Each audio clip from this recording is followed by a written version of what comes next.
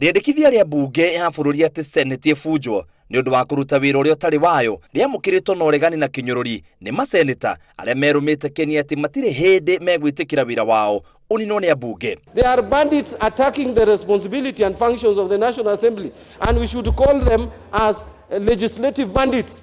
I would urge the leadership in the National Assembly to read the Constitution holistically. They must respect this House because this House makes decisions as per the Constitution, Mr. Speaker. Junet Mohamed na John Badi maugite iturwa ata cia mutongoria wa aria ingi na wa aria nini bunge-ini ya Senate citiagiriirwo gukorwo ho undu uria maseneta makararitie.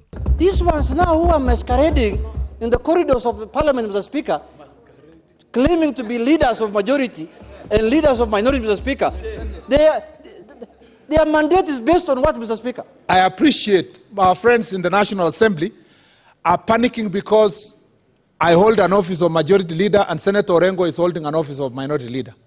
And Mr. Speaker, thank God I have worked with Senator Orengo for over 6 years. We do not suffer inferiority complex, Mr. Speaker. When they go low, we go high.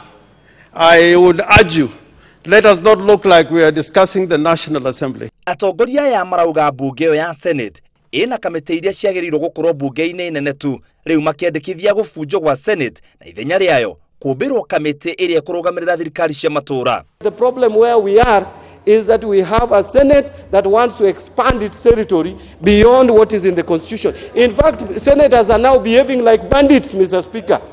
Mr. Speaker, what business has the other members have put on got to do with other functions that have not been devolved? There is nowhere written in the Constitution that the Senate cannot summon or investigate a matter, any matter. There is no jurisdiction. There is no limitation as to the responsibility of Senate in investigating and inquiring anything and everything under the sun. My view is the Senate should be scrapped.